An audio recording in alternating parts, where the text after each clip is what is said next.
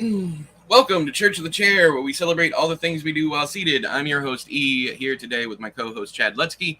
We are collaborating on a novel called Planet Caravan, and I'm a little out of it today, so I apologize if I am not the peppy person.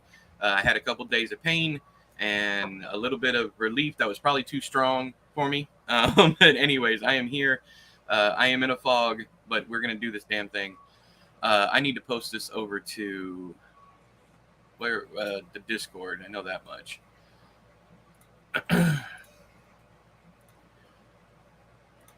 Lives. I knew I was forgetting something. Shareable link.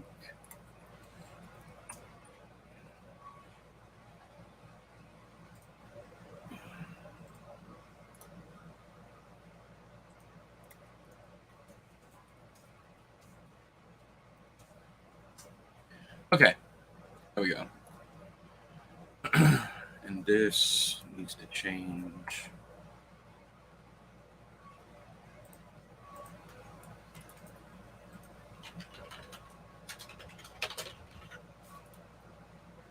All right. So good morning, Haley. Yeah, it feels better. I'm kind of out of it today mentally, because what I took to get over the pain. But I was down. I couldn't even get out of bed the other day. But I am back at it. I could at least get up into the office, and that's all that really matters. I mean, I guess I could stream from bed, but nobody wants to see that. So, I am fixing. What I'm doing today is I'm fixing the thing that I wrote last time because I made it a little bit too convoluted. So I'm fixing that. I guess I'll share my screen. I'm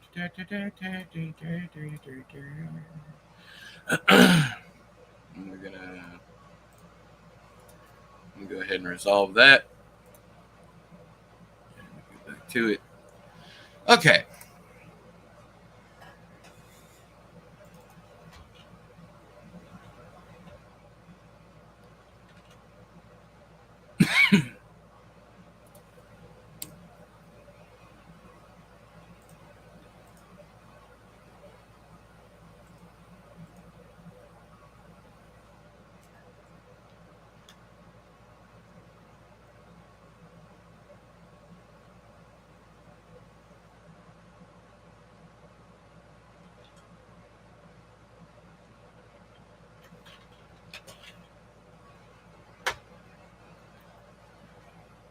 Let's see. All right, then step right up and sing a ring.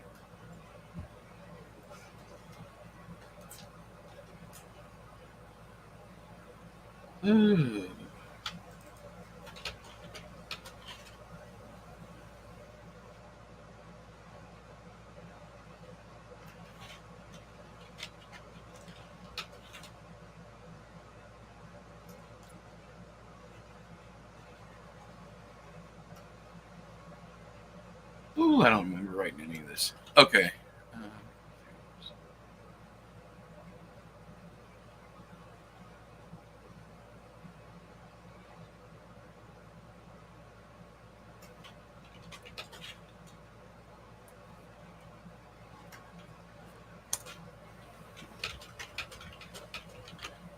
What is it?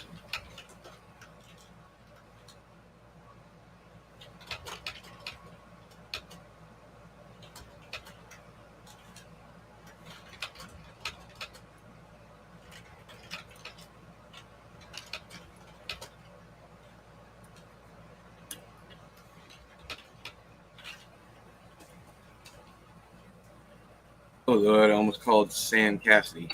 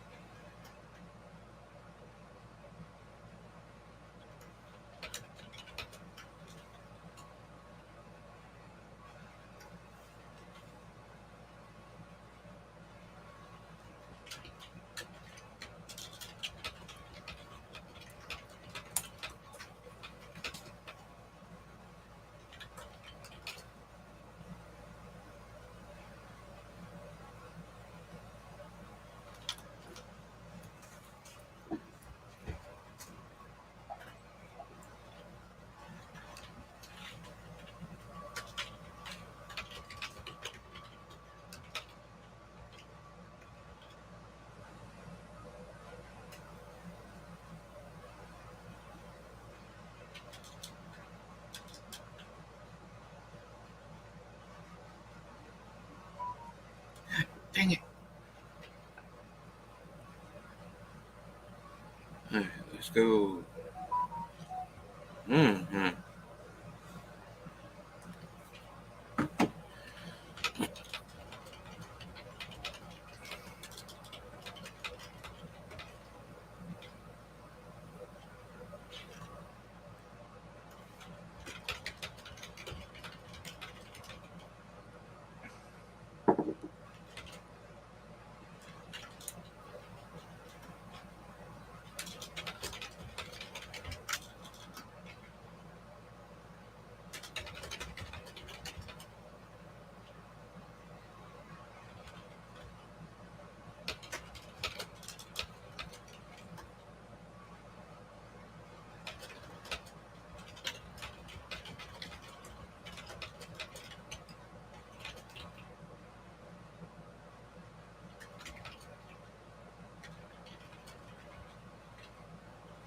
Any idea if Ferris is supposed to be capitalized? Yeah, it is. Because it's a name.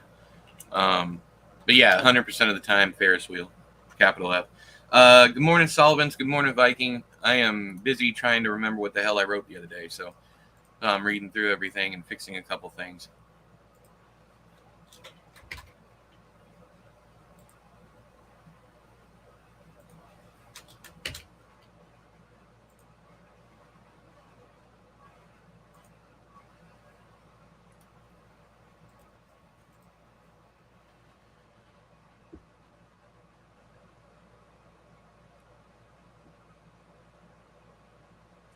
Good morning, everybody.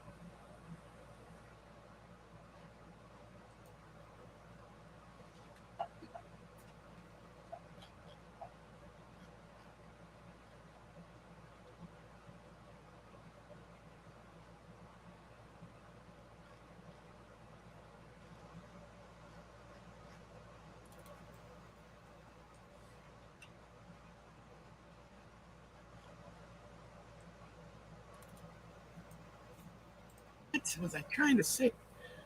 Damn it, stepped up beside me. Okay. All right.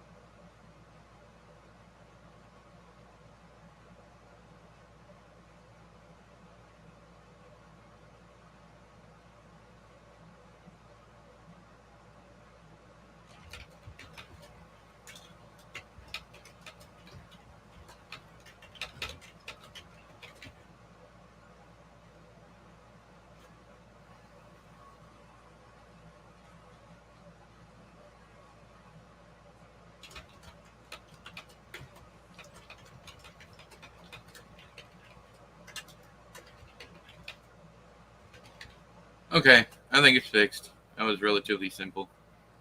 Okay. All right. Ugh.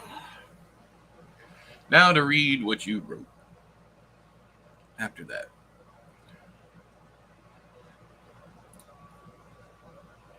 Yeah, I'm feeling better. But what got me feeling better has got me in a deep mind fog, so don't expect any entertainment today. I'm just here to do the work. And hopefully I don't write some gibberish.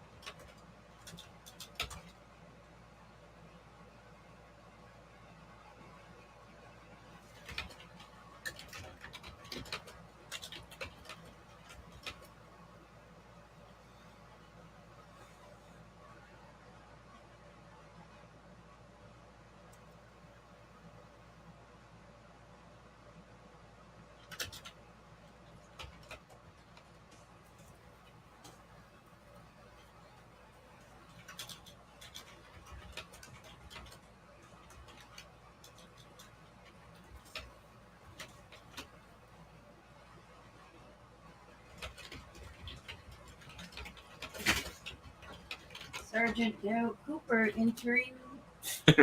Yes. He's professional puppy snooper, LLC. This is my doggy. No, hey. Let's get you up here in a bigger screen. Morning, King. So, is this the new one? Yeah. So, hey, Pupper. Hey, buddy. Hi, E. Hey, how you doing? I'm good. I hope you're Awesome. feeling better, bro. Yeah, I am.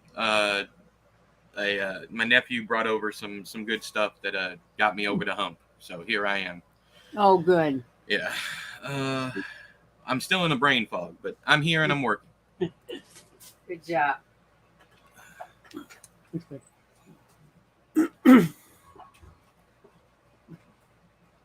Did Coda go to work? Yeah. Okay.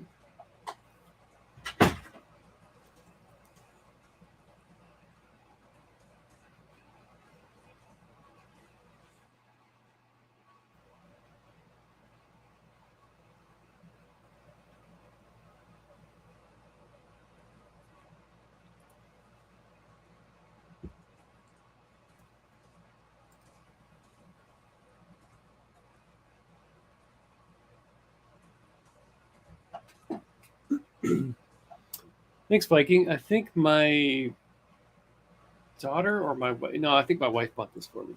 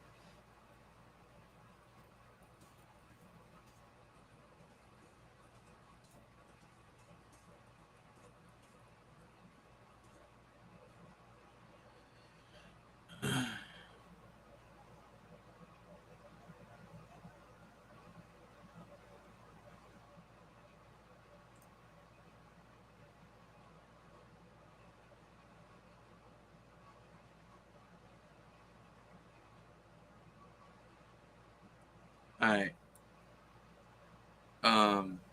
I added some stuff to a little more information. I think he says your ex-boyfriend, don't remind me. She rolls her eyes. He thinks he's a big shot because he's got the Ferris wheel, which keeps Mingo under his thumb. That's where what you wrote ended. I added, Mingo can't stand him. He's the only double O here that Mingo don't get along with. Double O, I ask. Owner operator. That's what we call the guys. What we call the rider. What the hell? Hang on. I just read that. We need that in there, but the reason why I didn't, and I thought about putting something like that in there, but the reason why I didn't is because how to because because I think the reader and Shane will think this is just another kid because all she knows is this is her ex-boyfriend. Okay. And if we have the owner operator right here, then he'll probably ask, start to ask well, how old is this? How does he own? All right, I see here. But I think we need all that, everything he wrote, but maybe in a different area.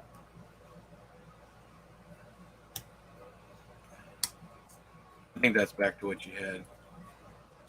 All right. I think I have Mingo can't stand. Whoops.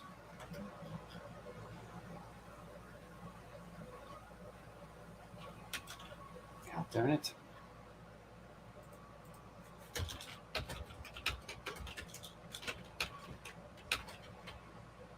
Oh, okay. That was what I missed. Maybe I don't know, whatever.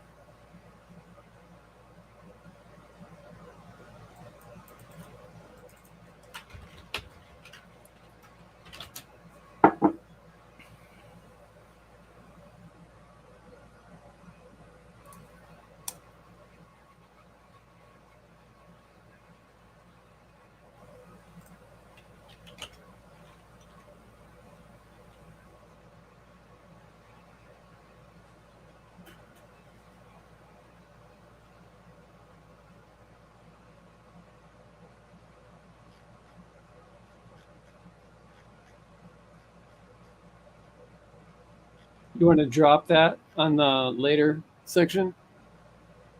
I can, yeah. Yeah. See if I can find a natural place for it to pop up.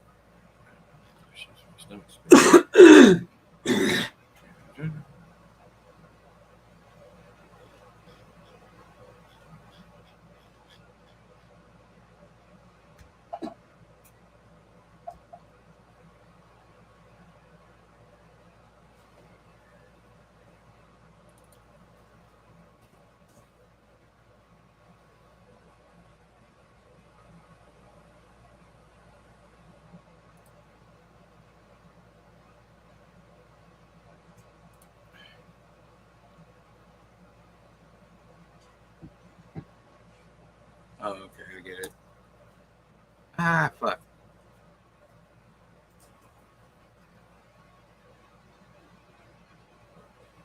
No, hang on here. She points up to the Ferris wheel.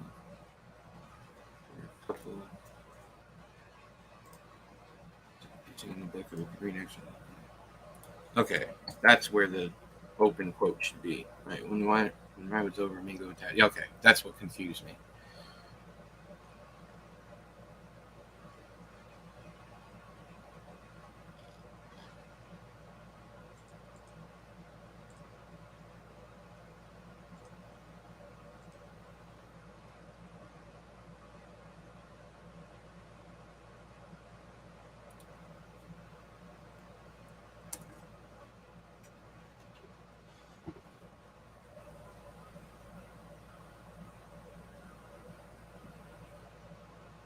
You okay with the Ferris wheel story with the how her the origin? Yeah, I don't. Yeah, that's fine.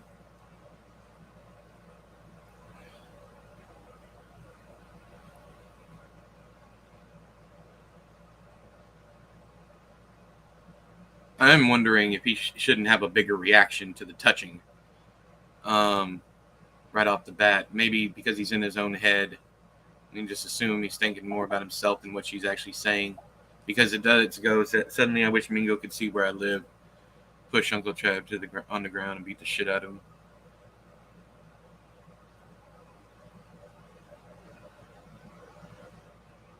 Yeah, okay. You cover it. You cover it well enough.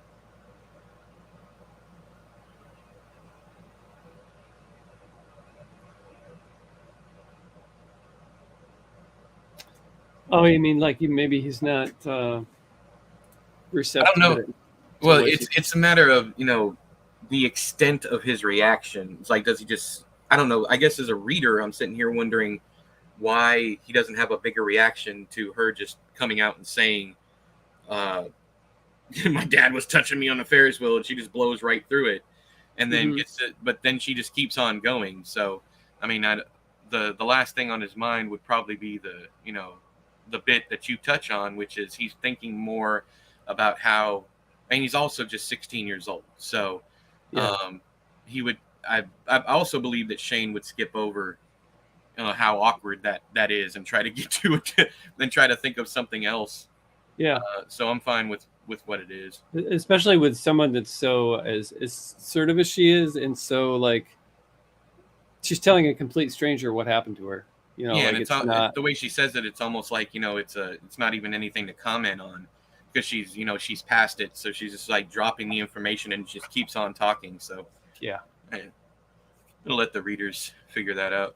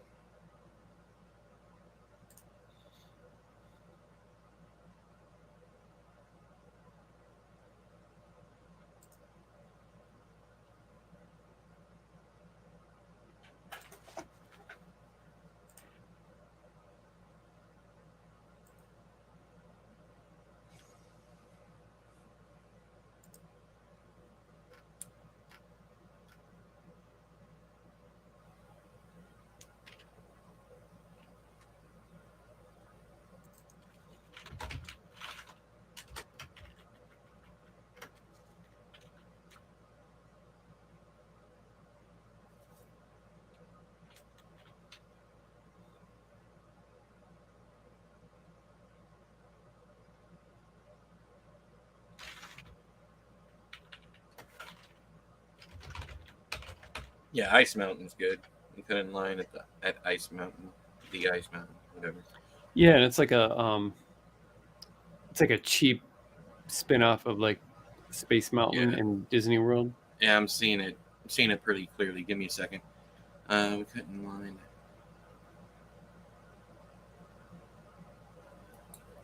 Yeah. Do this. No. Never mind.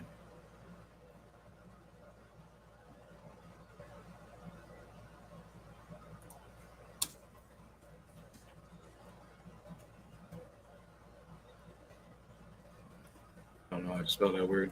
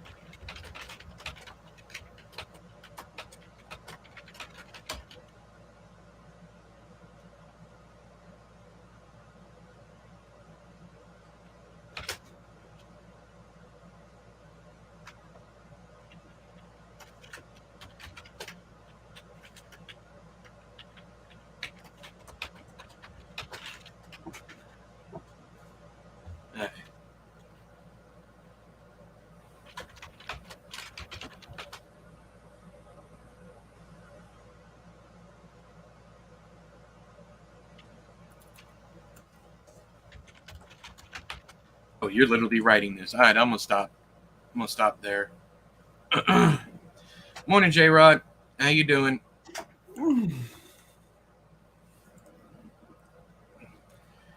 Chad, I love your shirt.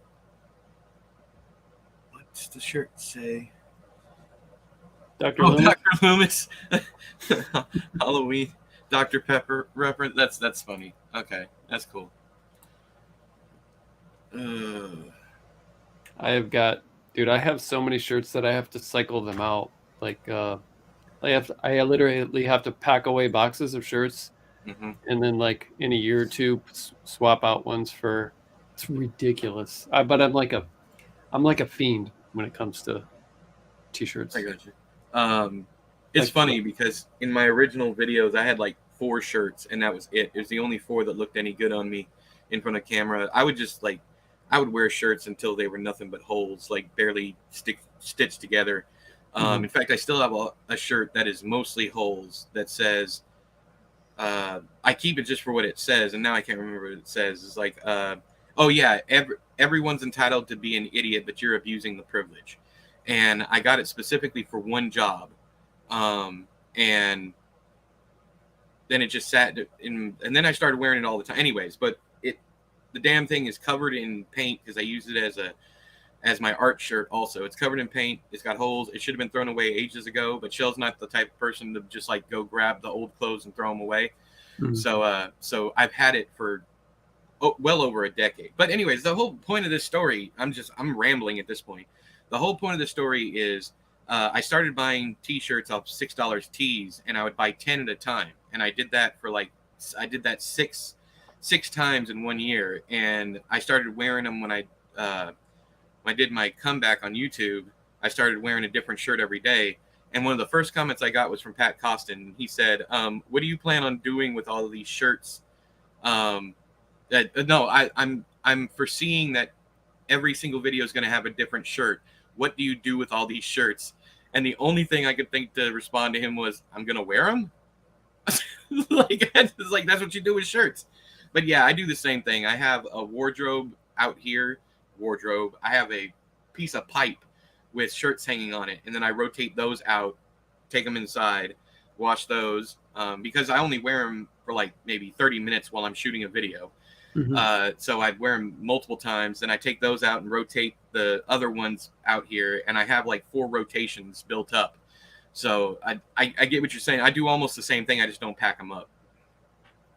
Yeah, I have 2 dressers. One is like one of the long dressers. I think it has 12 drawers in it, and 10 of those drawers are just packed tight with t-shirts, and then I still have ones packed away. Yeah, I've got a problem. I also just realized something. Like I don't look at myself when we're doing these things, and I got a comment the other day that said, "You always look so fucking mad when Chad's talking." And I just noticed myself, I'm sitting here like this. And I'm listening. What I'm doing is I'm listening. But I guess I have resting asshole face. So when I'm listening to you, I look like, especially with my head shaved. Also, I woke up at 2 o'clock this morning. I slept multiple times. But anyways, woke up 2 o'clock this morning, shaved my head, trimmed my beard. Was starting to feel human again, and then it was like there was like another wave. And I'll tell everybody else on Discord what happened, but yeah, I'm not repeating it here because it has to do with some family business. But anyways, anywho, I got a hold of either some really, really good stuff or some really, really bad stuff, and yeah, I was out of it. I was completely gonzo, yeah, so I'm here. I'm trying to get into the swing of things, and I'm kind of worried about writing anything new today because anytime I feel this way, we're probably just gonna have to scrap everything that I write today. I'm hopefully not, because when I get in a mood like this, I just word vomit, and I don't want you to have to go back. Speaking of that family business, give me a second.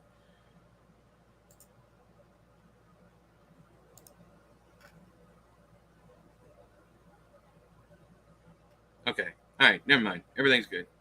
What was I saying? Oh yeah. So I'm tentative about writing today, but I'm gonna try my best. And yes, I am feeling better. But I don't know if this was like a stopgap measure or if I actually needed to be down for that length of time. I don't know. We'll find out, but I'm foreseeing that we'll probably end up doing Monday, Tuesday, Thursday, and Friday from here on out. And then I'm going to take the weekends off completely, and we'll change game night to Wednesday night. Just so I have 2 days in a row every single week that I don't have to do anything.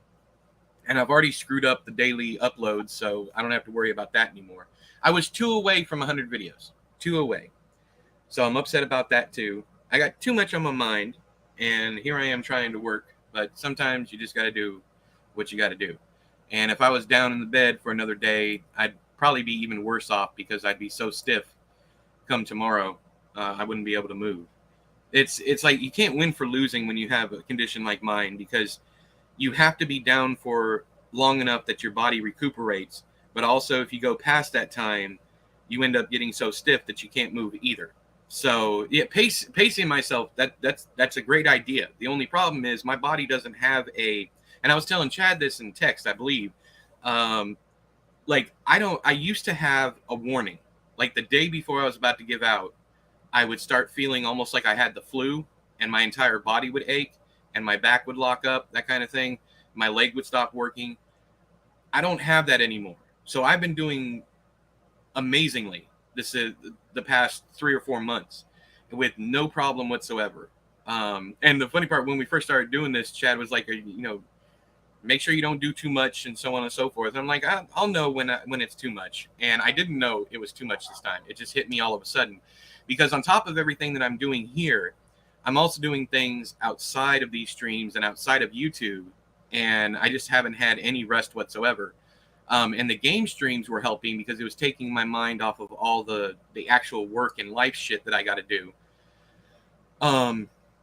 So I was keeping myself distracted, and I'm not sure if it was the distraction that led to me overdoing it, or if I was just going to end up overdoing it anyways, just doing what I was doing.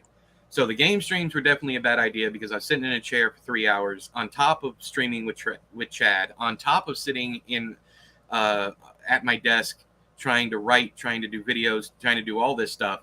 It just everybody else saw it coming but me, because my body is usually like, hey dog, slow the fuck down, we ain't got too much left in us. And it just all hit me at once. Or you could say that I ignored, like Shell said, you don't know this, but Shell brought up, you remember the other day when we had to pull the car around to get you out of the office? Maybe because I have one step down, and it's a pretty big step, onto a concrete cinder block. Then I step down onto the grass to get out of my office. I don't actually have stairs. And the office is about relatively I would say about 2 feet from the ground. It's up, just in case we have any flooding or something. And so I have to step down, about 1.5 feet to step on a cinder block wall, just a cinder block, and then, another 0.5 foot down to the ground. So she had to drag the cinder block out of the way, pull the car around, and have me sit down on the hood of the car, and then kind of shimmy slide with her help to get me off onto the ground. The last time this happened. And that was about, I don't know, 2 weeks ago. I told Chad about it, didn't tell anybody else. But I was fine after that. Like, I had a good night's sleep. I had my gummy. I was fine the next day. So maybe that was the warning sign that I just completely ignored. I don't know, but I was still good for a while. Usually when my back goes out and I have an event, is what I tend to call it. When I have an event, I'm usually down for several days, if not weeks, after the event. And this time I bounced right back. It's probably because I've been in such a good headspace that I've convinced myself that I'm okay to do things that I'm not okay to do. And that's when you get yourself in trouble. When you talk yourself into shit. So, but anyways, yeah, I thought I was pacing myself, Viking. I did. Whatever. So, and another thing, and Chad knows this, but y'all don't know this, so I'm just telling on myself. Maybe you guys can you have no control over this because you guys aren't around, but after the streams, me and Chad usually talk for a while. And it can be anywhere from like another 5 or 10 minutes to one day we went 3 hours afterward talking. And I don't need to be doing that. I need to, every 1.5 hours at the most, I need to cry off and go do something else. Speaking of which, I'm going to go ahead and take a break and think about what I'm going to do today. I don't know if you want to share your screen, Chad. Sure. You can. But yes, thanks for all the well wishes and everything. Even though I told y'all on Discord you didn't have to do that.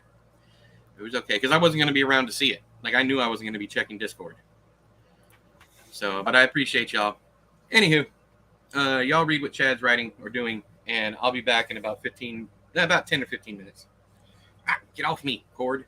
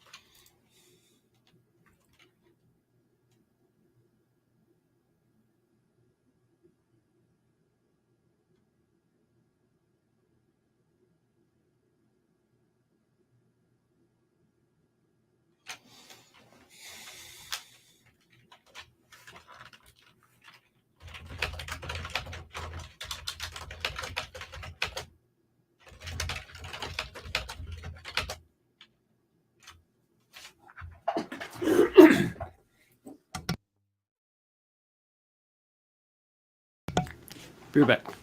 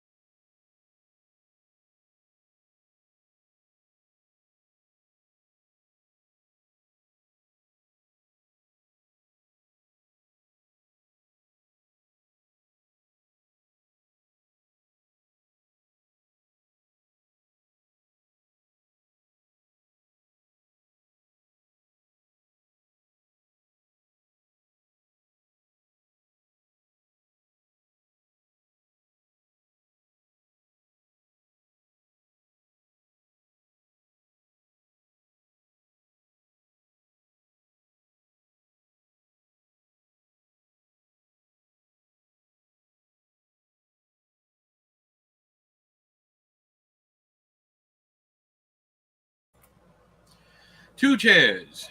For whom shall we worship? That's the thing. That's the thing I've been trying to tell you. The chair is an idea. The chair is not this chair. The chair is an idea. It is a concept. It can be any chair. It can be any place where you are seated. I'm trying to tell you. You got to listen to the prophecy, to the prophet of the chair, telling you that the chair is not one chair. The chair is all chairs. It can even be beds. It can be a bay window. Because we celebrate all the things we do while seated.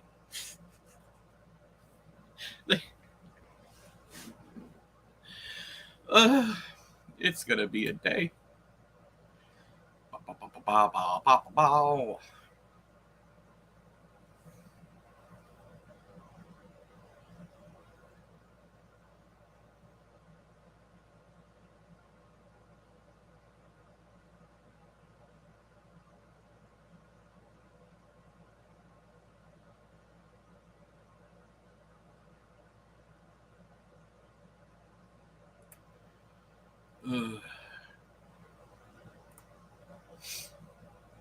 Such a lonesome chair.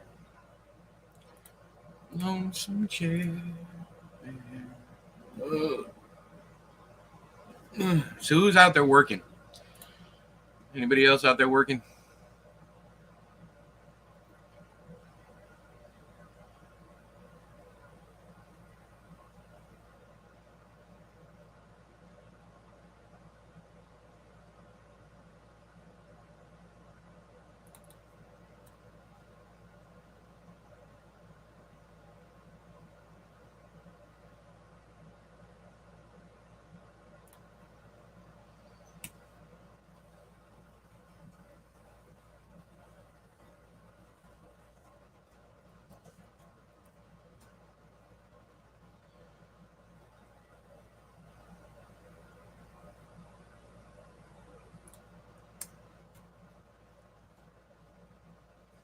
You are right. Right. Right.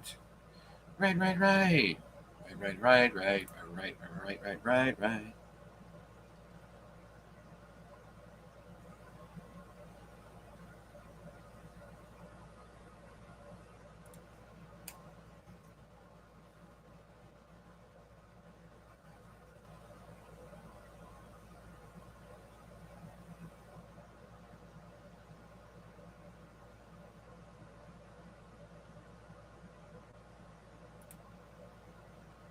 Projects outlined, too many loose ideas floating around, needs cohesion.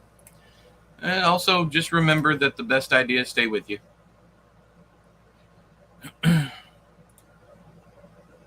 Sometimes just the necessity to write something down shows you that may or may not be worth saving. Something to think about. You don't want ideas that could last being overshadowed by ideas that are fleeting moments.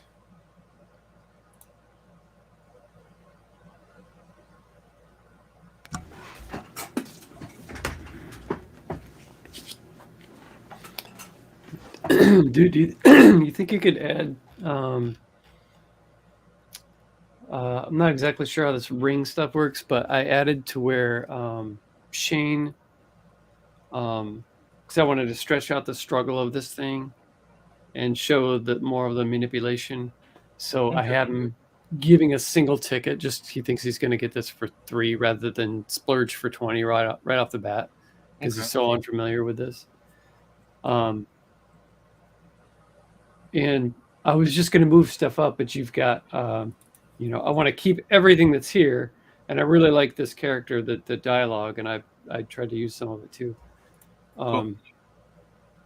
I want to keep everything as is. I just was hoping you could write like I don't understand the colors and then the number really. So I figured you could just write it. And then... Well, let me give you some, take a weight off your shoulders. There is no purpose to the color of the rings. It's just that over the years, it shows age of the carnival and how long they've been doing this. It shows that the rings that she does have, they're all mismatched. They're dented. The paint's peeling on some of them, so on and so forth. But the rings, I just made up the color of the rings because it's always different colors going inward, and I might even change it eventually. But the color of the rings serve no purpose, and the color of the bottles do, just because it's made to look like a target. I even know how the inside of these things work. I mean, it's open areas in between. Like I know way too much information about these things. So when the rings, it's almost like a pool table. When the rings fall in the area in between the bottles, they slide down into a chute it's funneled into a chute that slides it out so she can collect them out of the bottom. It's just like a pool table in that regard. But the only thing that matters there, the color is the only thing, because I could just ramble off about how these things work. But the only important part is that there's different colored rings, and each one of those rings and this was me trying not to get too convoluted, while also making the tickets and the cash convoluted, because each ring will be a certain point system. Like the outer ring's 1, the middle ring is 5, the next ring is 10, and you have to hit a certain number to win, or you hit the middle one and you win you win the biggest prize. If you get 1 ring in the middle, that's the big prize. No ifs, ands, or buts about it. But it is also impossible to get that middle ring, as we find out later on in there when he clocks the ring hitting and going on top of the bottle, and just for a split second he realizes that the ring isn't big enough to fit over the bottle. Now what they usually do is they'll give you rings all of a certain all the rings are the same shape, but the tops of the bottles are not the same size.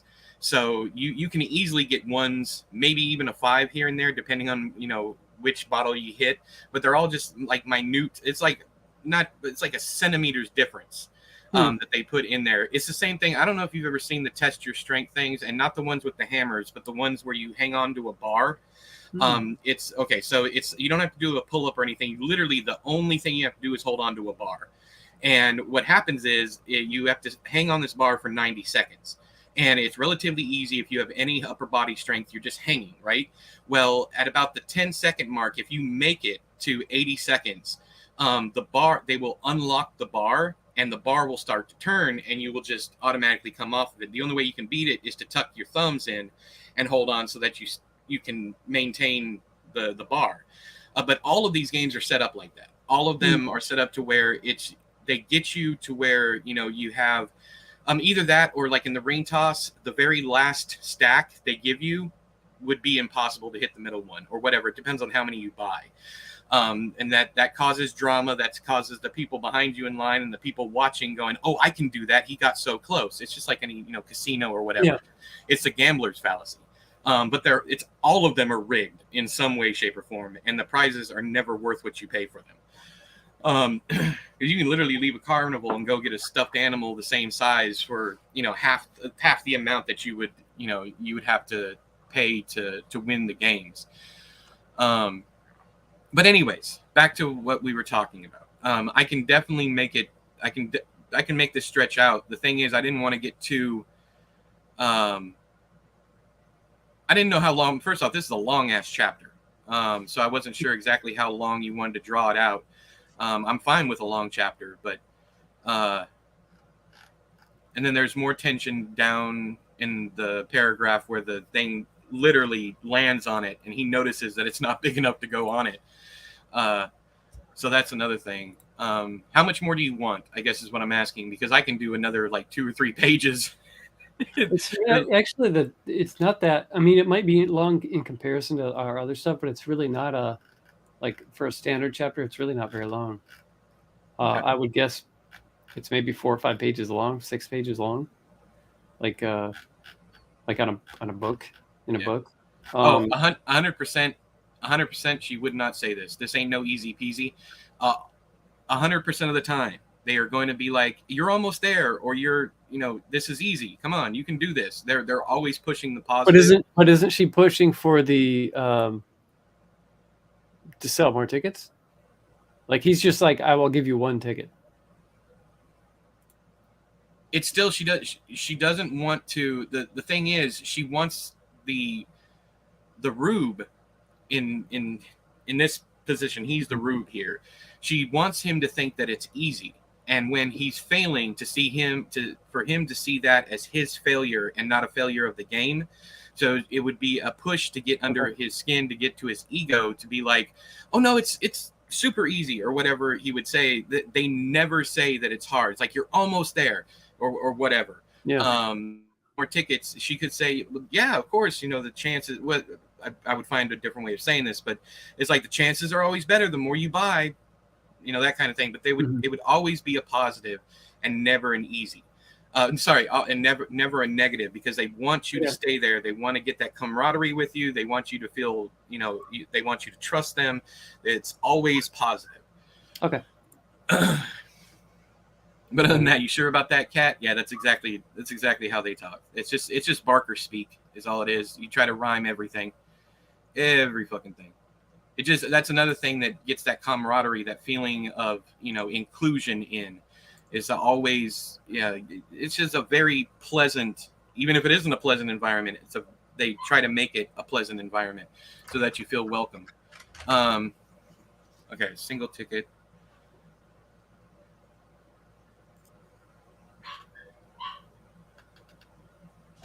But I mean, it is a good point. You bring up, he would try for easy, because she ends up saying "easy as pie, my guy," and almost as delicious. Mm-hmm. So he would probably go with the 3 rings right off the bat.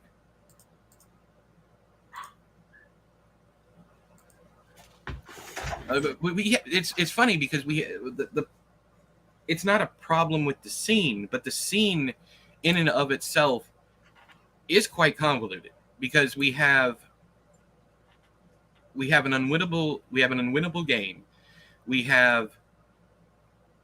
I'm just looking at the layers of this of this scene. We got the character development of Chantilly.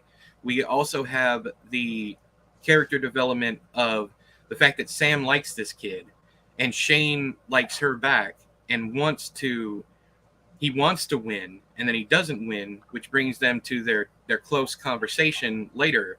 Mm-hmm. And this is a very layered scene. It's one of the hardest scenes that I'm having a problem wrapping my head around, period. And I know where we're going. I know what we're doing. I'm trying, and again, brain fog.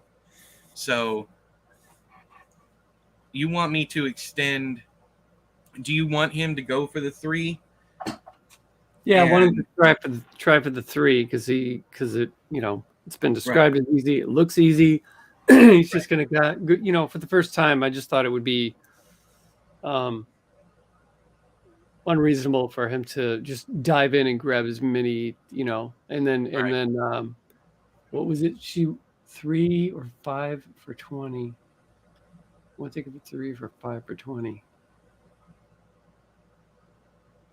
Only $1 for 3 trucks, 5 for 20 tries, and then she changes it to the 1 ticket for 3 or 5 for 20. What's the count? So he would try the 3, lose, and then she can hustle him for more tickets after that. Yeah. So that's what I'll do. Yeah. Okay. Breaking it down that simple is, yeah. Okay. All right. Let's go. Yeah, you don't have to add much. It's just that I guess I was confused on I thought color had something to do because I didn't read the whole thing. I kind of skimmed and I looked at the color of the rings may mean absolutely nothing. The color of the bottles means everything. Mm. So it would just, what I was denoting with the different colored rings is a carnival that's been around this long. I would say a carnival that's only been around 5 years would have lost rings, broken rings, damaged rings. Also, it would be they would not buy brand new rings. They would order them surplus, you know, from wherever. It's the same place they get their fucking teddy bears.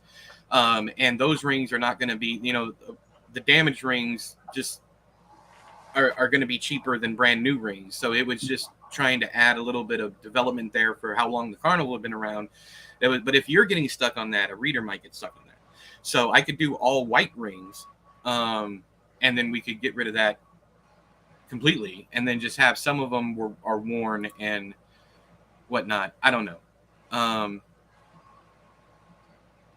I guess just having emphasis on the colors. I could literally have something, and right after the, hang on, I'm trying to find where it says what color they are. It's like I mean, it's probably fine. I just wanted to make sure I got the rules right that you've established. Yeah. Or when if you know, just went and added, you know, his failure at the 3, and then and then he does get the 20, and then just leave the rest as is, I guess. You know, I could also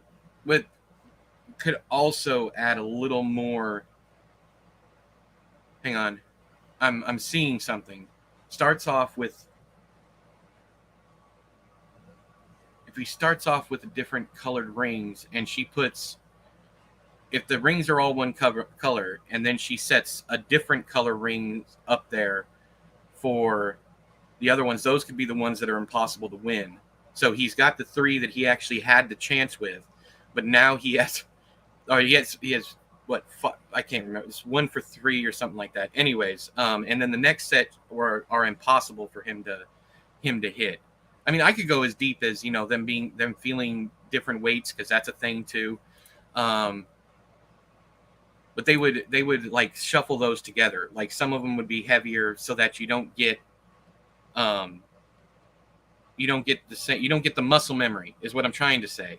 You don't get the muscle memory of trying to throw it, because some are heavier, some are lighter. Not that any of that makes any difference, but it's just insider knowledge. Anyways, let me just get to work, and we'll take it from there. Okay, I'll be right back. All right.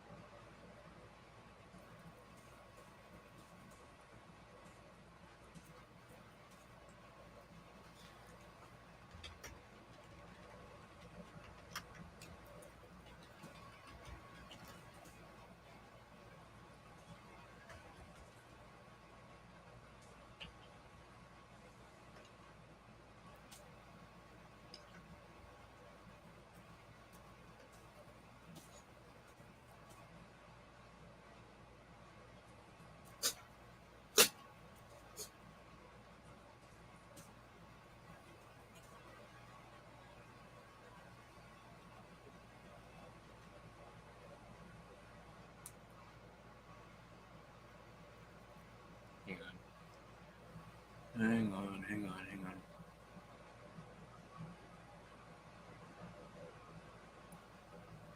All right, we're going to do some surgery here.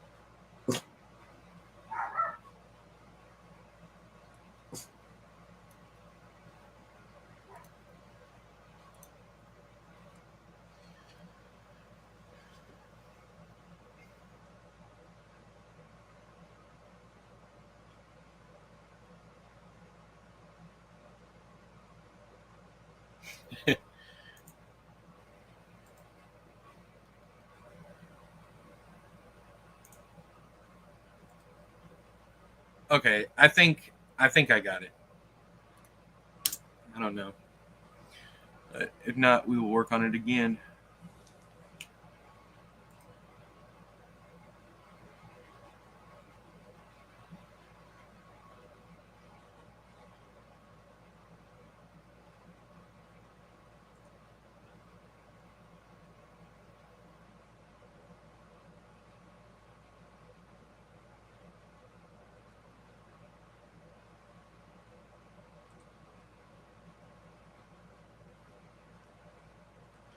Do you want him to question why the new rings are? I was just kind of, I just kind of had him go with it, but making a mental. No, no, I don't think he should question anything. He's okay.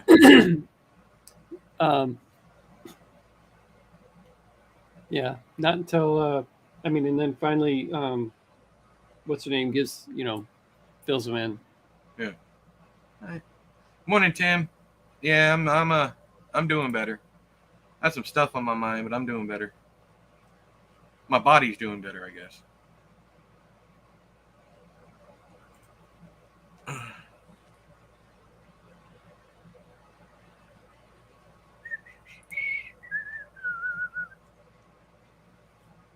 Oh, hang on. Do you recommend any office chairs? Solvents. The chair that I have is a $600 Shack branded chair that I got from Office Depot, but only because it is rated for my weight. Everything I found under $300, all of it was nowhere near my weight. And then the next series up was rated for 30 pounds less than I weigh. So it was closer, but I still didn't want to take the chance. The Shack chairs are rated for 600 pounds. So that's why I went ahead and got that one. What is it? But it's the best chair I've ever owned, but it would be ridiculous to recommend to you a $600 office chair, especially if you're A, not heavy, B, you don't spend as much time in a chair as I do. So there's multiple things but definitely what you want is something that you're not right off the bat feel comfortable. I suggest sitting in one or a floor model and sitting there for a considerable amount of time, maybe as long as 5 minutes, to see what happens after you settle into the chair, and whether or not it is pushing on any of your buttons, I guess it would be. If you sit too long anywhere, you're going to feel pressure points. And I would sit for at least 5 minutes and see if any of those pressure points cause you any discomfort, I guess, is what I'm saying. But I am a very heavy dude. I am 320 pounds, and I've been as heavy as 410, but most recently 390. And I needed a chair that could hold that. Before this, and you guys might remember from my older videos, but I was in a steel chair. It had padding, but it was one of those 70s office chairs that literally is made out of steel. And while it held me, it was not comfortable. And I probably screwed up my back a lot, spending as much time as I did in that one, because it really hit the bad pressure points. I hope that helps.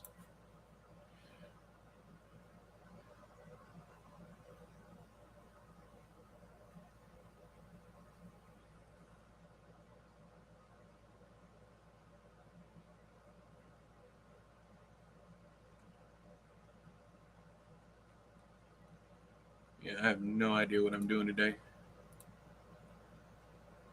I guess I'm kind of on hold until we figure out. I mean, there's several other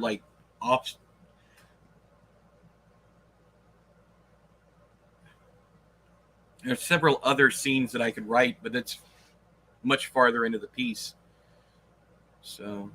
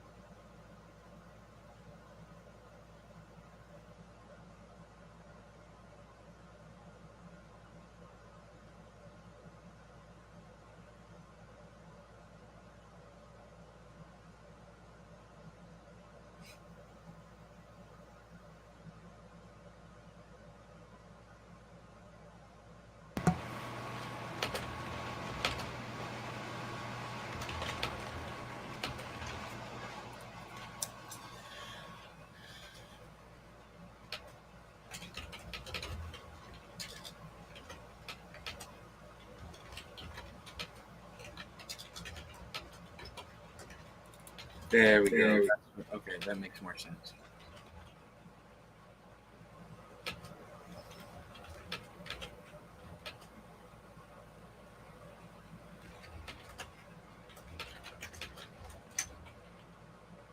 Yeah, tired. Mm-hmm.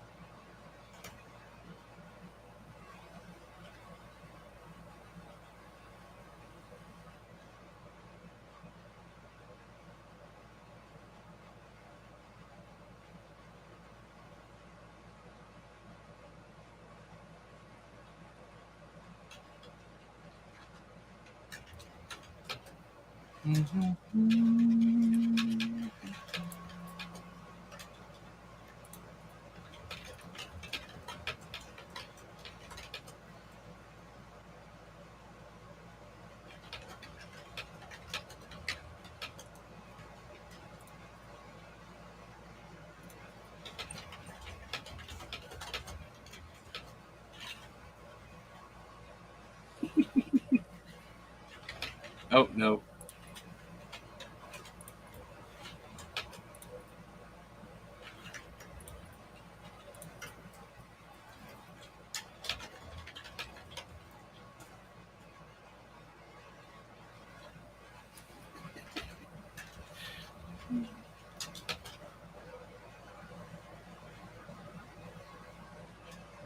Yeah.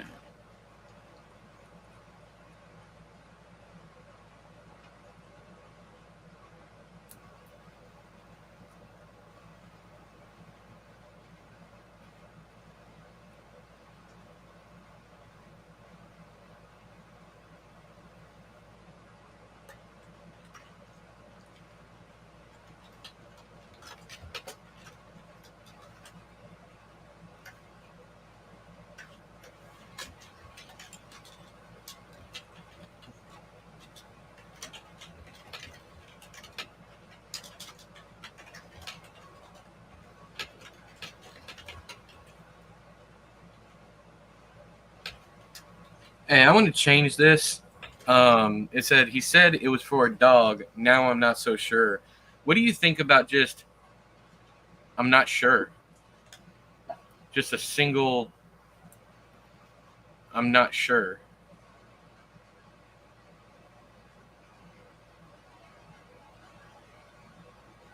Well, I'm not sure. On the nose. I'm not sure makes me think he's just like, I don't know, but now I'm not sure, or now I'm not sure. So sure makes me think that he's thinking, I'm not so sure anymore. What really happened? Like, he never even questioned it until she said, right. A grave for who? How about I'm not so sure anymore?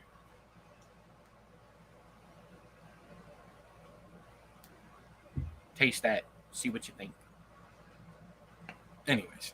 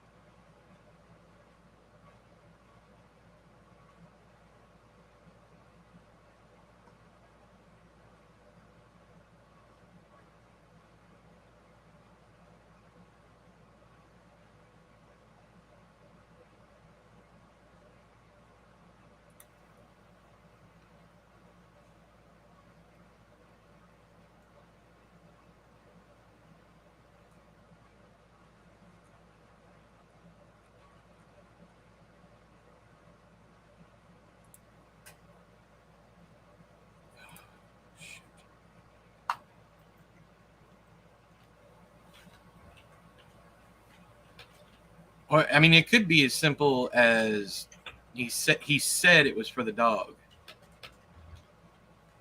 He said it was for our dog, the dog, whatever. Well, if that's all it is, then it's just like an abrupt end to a conversation that never finished. The reason for the second line is to show that,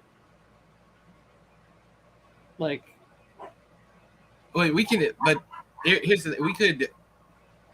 I don't know. That one is definitely bothering me though. He said it was for the dog. Now I'm not so sure. What is it? What is it that's bothering you? I don't know. It's just sure, or the now.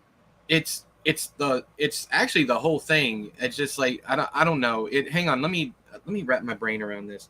It's like we could denote the now I'm not so sure by having him just trail off. It could be as easy as just he said it was for the dog ellipsis. Or anything like I don't know. It's just that one part. If I don't know, it's kind of like what multiple times you like this is like this is a little too on the nose, and I agree. This one feels a little too on the nose.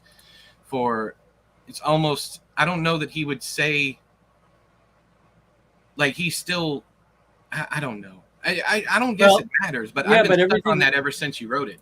Everything he spelled above it says even more. He spells it out in the paragraph above it. Right. That's why I think he basically says, I think there was a body in the trunk. That's why Hunter's car was backed up. Right. Now we've got Shibby's coloring books. This is probably Cooter. He's kind of saying all of that already. Right. In his own head. Yeah. Then I get that. That's why I don't think we need as much as we need down there, because she would start to question, and I don't know. It just. We could cut off the whole bit of dialogue and just end it with Shibby's coloring books. I think that's exactly what I want to do. Like this. Yeah. I like that much better. This is just a matter of me feeling something is wrong and not exactly knowing what I want to do. Yeah. Or what needs to be done. Period. And then just cut that. Man.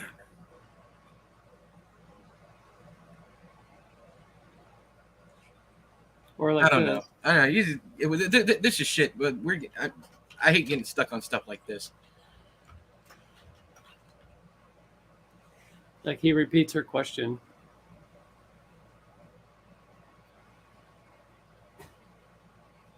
Yeah.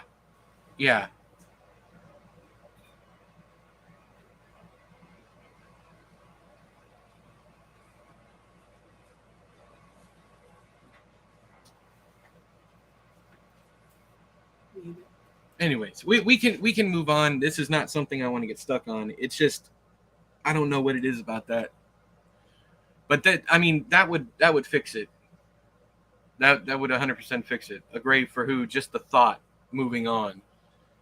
I think that's vague enough to make me happy. Because, the hell is that? Hang on, I'll be right back.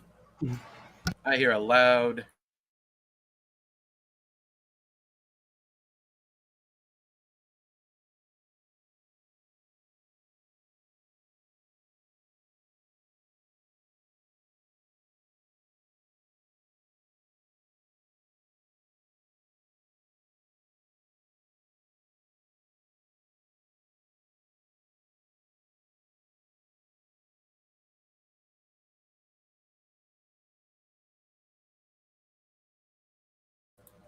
I don't know what the fuck that was. I heard loud, like, blasted, blown out speakers outside, and I have no idea where it's coming from. My property's empty.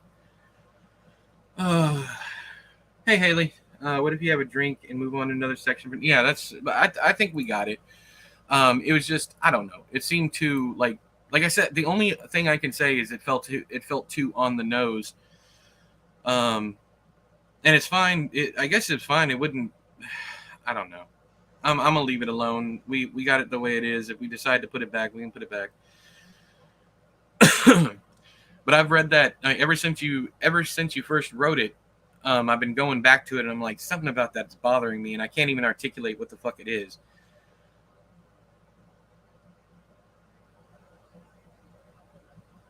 All right. Here we go. There it goes again.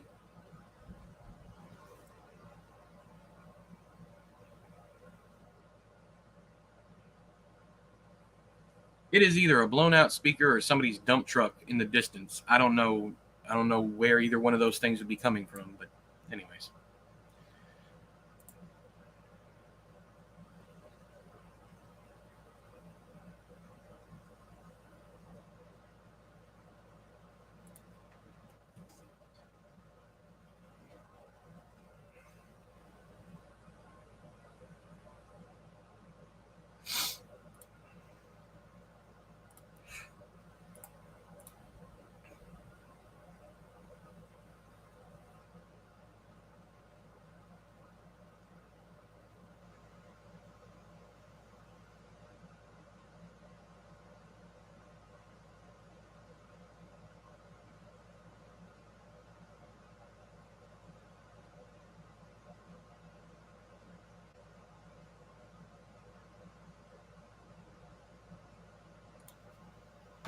That was on mute.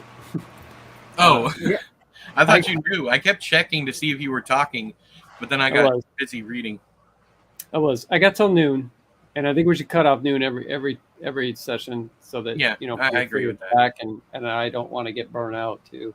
Yeah, I think that's why I haven't written anything really in the last couple of days, is because I started getting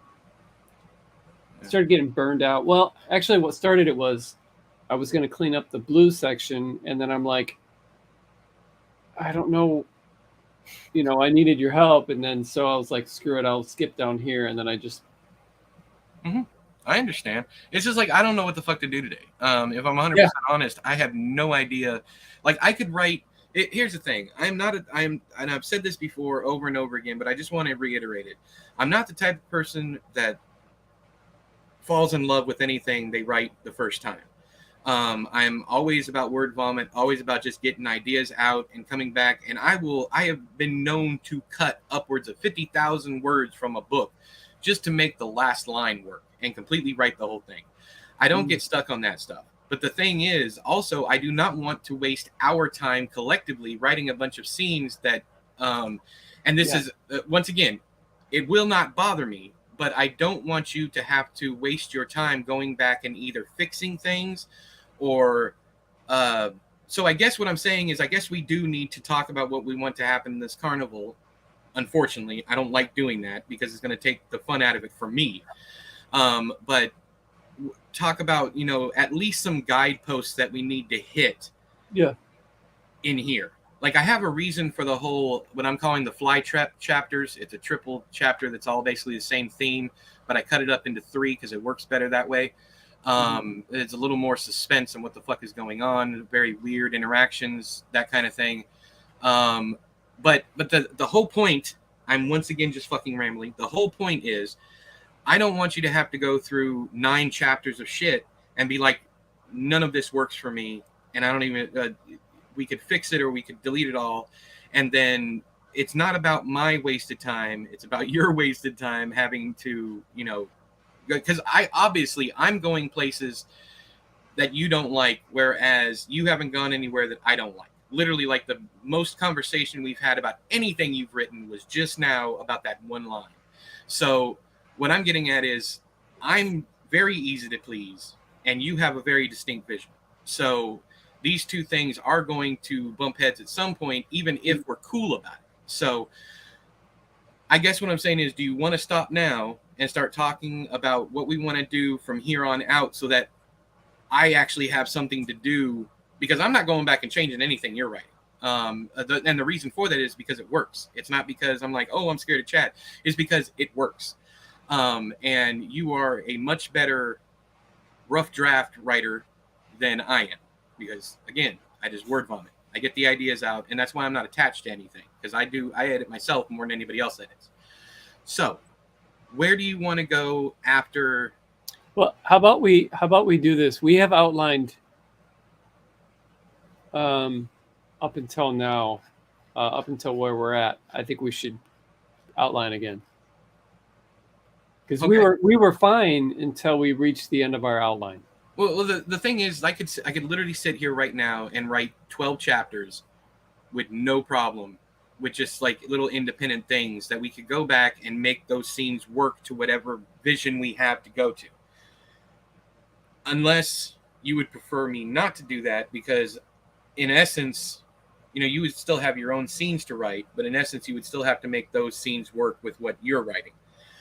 But I do love the chaos and freedom of bouncing around to these different things and having like the whole middle section of the book, just a bunch of wild and wacky encounters that feed into the getting to know, instead of going to each one and being like, oh, hey, this is so-and-so. Oh, hey, this is so-and-so, just naturally introducing all the characters.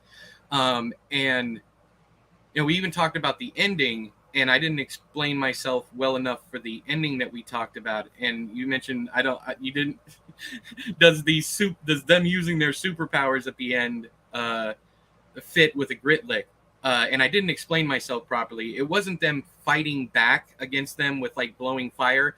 It was more like a quick scene with like a fire breather where, the Charleses are walking through this carnival, and they get to they're starting to realize that things aren't going the way they expected, and then they turn a corner and there's a fireball coming at them. I thought that was wacky enough to be, to be fit, but not like actually like fighting them, just kind of funneling them into the place where they have set up something to protect Shane.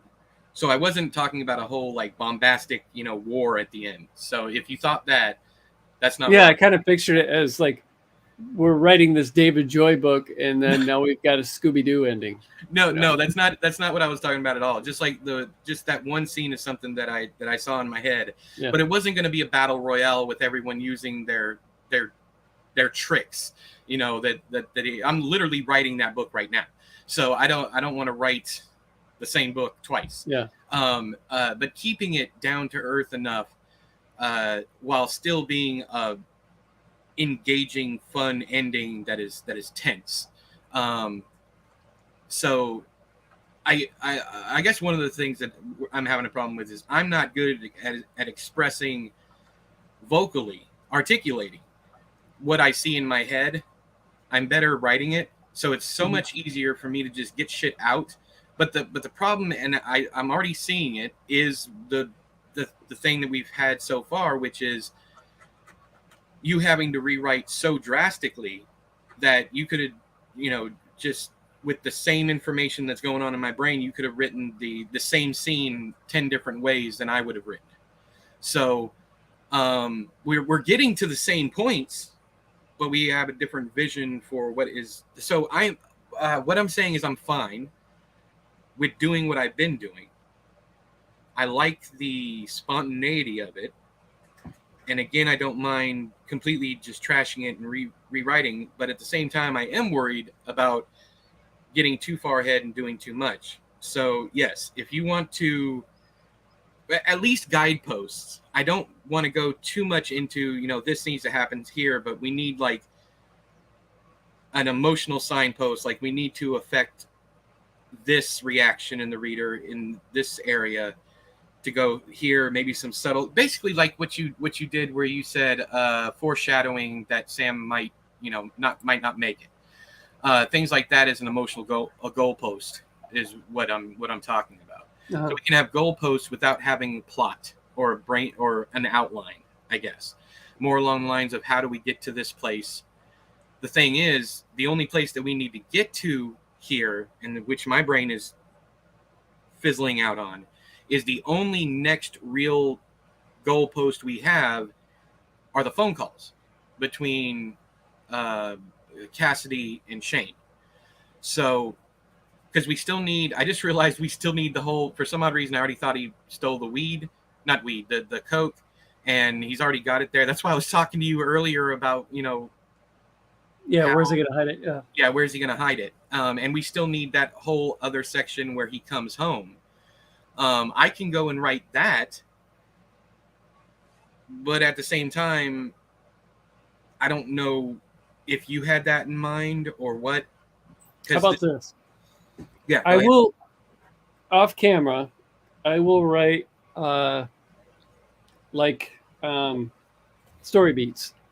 Okay. Like an outline with 1 or 2 sentences per beat or whatever, up until a certain point, giving us enough for maybe the rest of the week to dabble in. And then you can look over and see what you think, see if you like it. And it will include, like, I was just thinking, I think this night is about done. I mean, there's only so much they can do. They've had a really cool conversation. They're going to have another conversation about him being cheated out of that thing, which I might actually squeeze in before things get, where they find out more about each other. Now they're in a fun house. And then I think randomly I think maybe she should say, you should come, you should join us.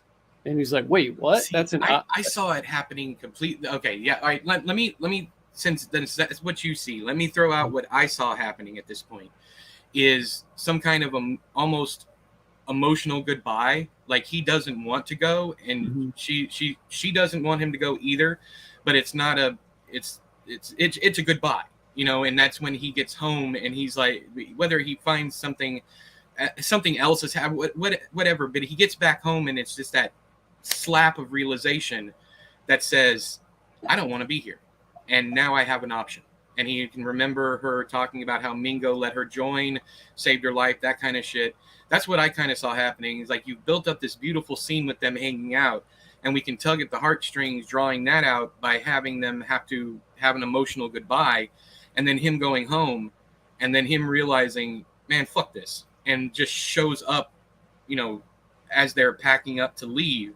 And she's tough, she's assertive, maybe have something along the lines of her trying to hide how excited she is that he's back. I don't know that he wants to come with her or with them or whatever. So that's what I saw. Not that that's what we have to do, but that's okay. So it'll be like we are two different camps just for that one scene. Yeah, I understand it, and that's how I used to picture it until a few minutes ago, and I'm cool with that. So it'll basically be the airport scene at the end of a romance. True romance? No, at the end of a romance. The airport scene. Yes. And then he's running but back in a carnival. Yes, yeah. I don't know. Now that you fucking said that, I'm like, it's been done so many goddamn times. Maybe you're right. Yeah. Let's just go with because that's been done so much, and that's probably why my brain went there first. And I would go back and rewrite that because what I call that thing is all left turns. You never want the reader to know what you're doing next. So, but I'm also warring with how anticlimactic it is that she's just like, yeah, come with us. Versus, I understand. I get that. I understand. Yeah.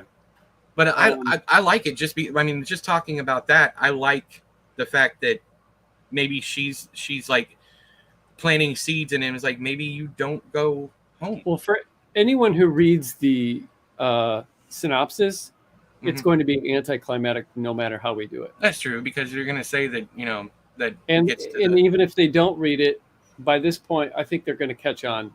He's going to join this. He's going to go with them, which I'm fine with, because this is about the journey and not, Yeah. I'm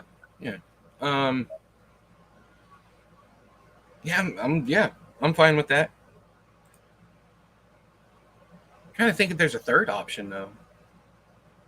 No matter what, he needs to get back and get the coke and skedaddle. No matter what, that's the end game. So, yeah, I'll think about it. But yeah, hit your story beats off camera, and here's a third option. Okay. I literally got like 100 different scenarios running through my head right now. It's like a fucking kaleidoscope. So yeah, hit me with. Here's another one. I don't know if I'm sold on it, but it's just an idea. And maybe it'll spark more. Mingo busts them. He confronts.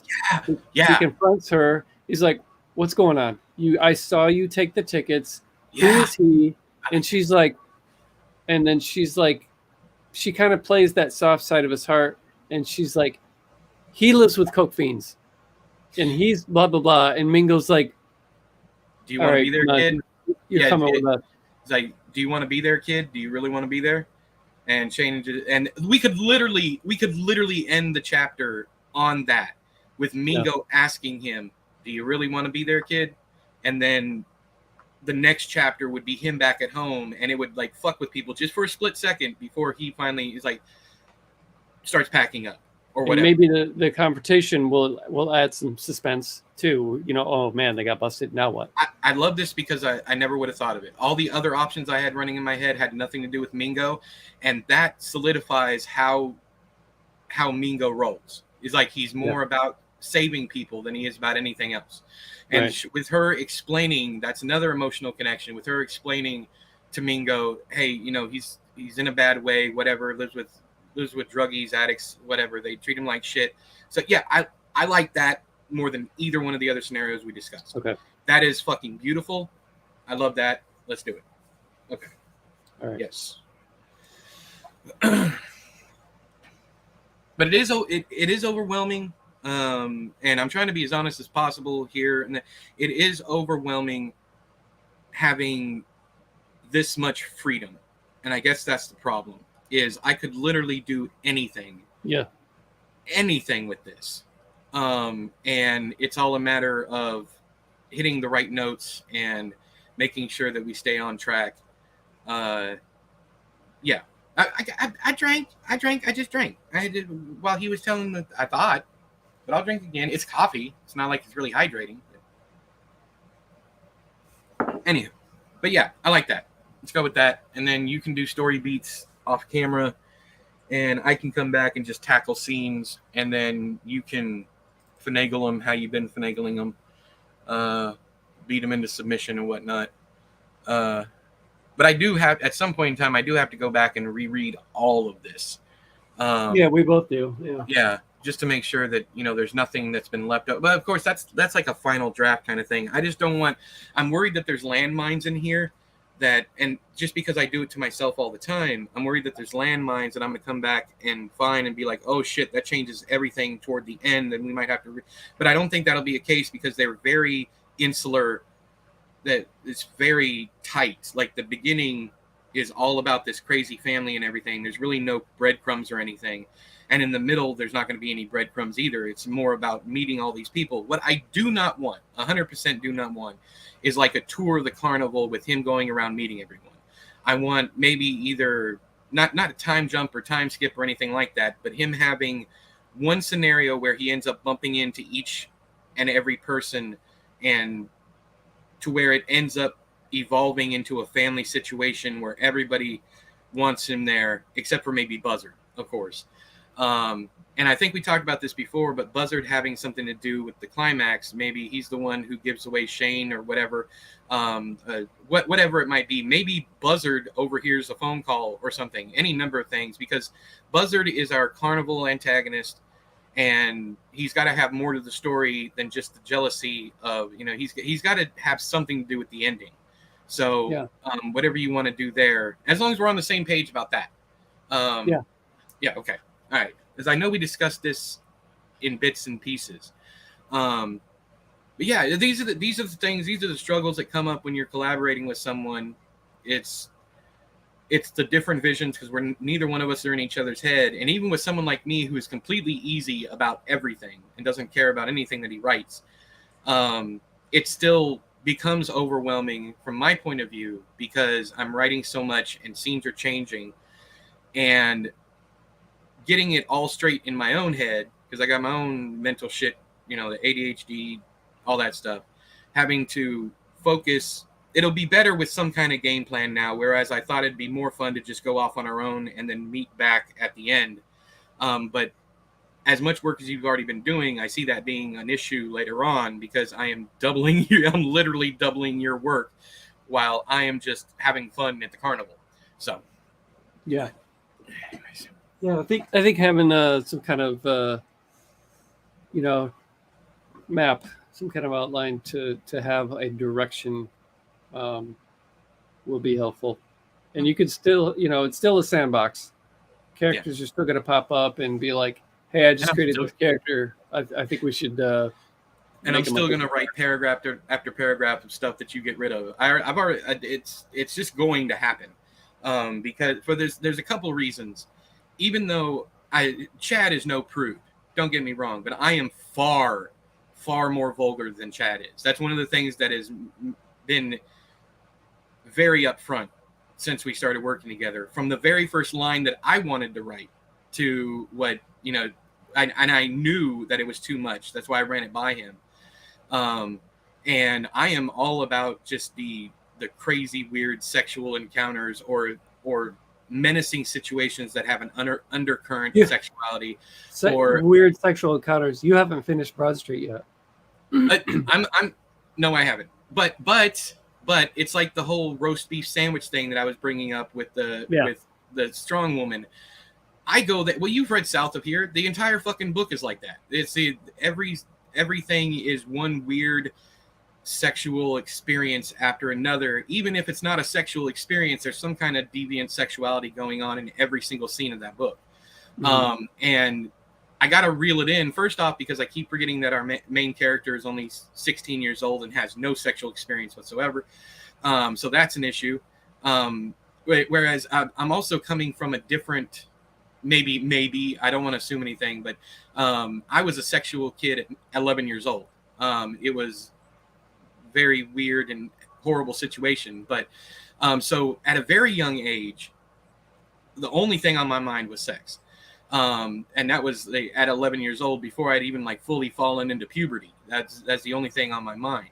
So everything, when I'm writing younger people, there's three things that they always do. They're always hypersexual. They cuss constantly, and it is the most awkward cussing that you've ever come across, because when kids cuss, they're doing it trying to be as offensive or vulgar as possible, because they think that's the point instead of inflection. And the third thing is they don't spend any time at home. Like I rarely ever have home situations in there. You have to have some, but they're always out in the streets. And that's where I come from. And those are the three elements. So anytime I write about kids, and that's also why I get a kick out of people going, kids don't talk like this, kids don't act like this, because I did. It just goes to show that everyone has had some, these experiences, whether you had them yourself or not. So I have to reel all that in with this piece. And it's been a fun challenge. Don't get me wrong. It's just, and I'm also, my cannibal file for this is already 7 pages long.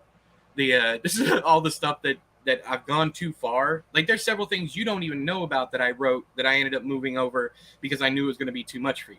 So I already have 7 pages of another book. All I'd have to do is change names and it would fit perfectly, because I've been writing this other separate story while you're doing it. So I'm literally going to get 2 books out of this. Anyways, I find that funny. But yeah, I don't want to overwork you. I don't want you getting burned out trying to fix my mess. So our game plan is sound now. You give me my goalposts, and I will hit those goalposts, and then we can come back together. Anyways, cool. All right. Well, I'm gonna log and eat my lunch, and then probably play with my dog and my wife, and then I'm gonna write this. I'll start in on this thing, and then I will make sure I let you know when it's done, and you can look at it. Yeah. If you get it done tonight or early in the morning or whenever before our next stream, I'll read it beforehand. I'll definitely have it done before tomorrow morning. Shoot me a text, and that way I can get something in my head to actually come in here and start working tomorrow.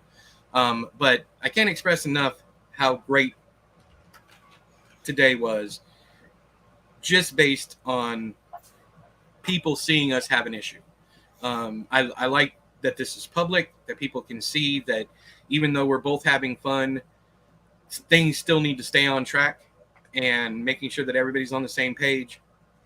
While I would have loved to just run amok in this carnival, I am now seeing that is an issue. So I'm very happy with today. We got a lot done today, even if we didn't get a lot of writing done today. And that also enforces the idea that not all writing is writing. So keep that in your mind, everybody. All 6 of you in here, those people watching the VODs or whatever, just keep in mind that sometimes it is literally talking it out, and you don't have to have a collaborative partner for this. You talk it out yourself also. You run through all the options and you pick the best option. Sometimes the option that you end up writing is still not going to be the best option, and you can change that at a later date. But don't get obsessed with what you're writing, because it might change. All that stuff. Lessons learned. Wonderful. But that's all for today, guys. There will be more writing tomorrow for those of you who like to watch us write. But 9 a.m. once again, Central Standard Time tomorrow. But until then, all hail the chair. I forgot my outro. That's okay.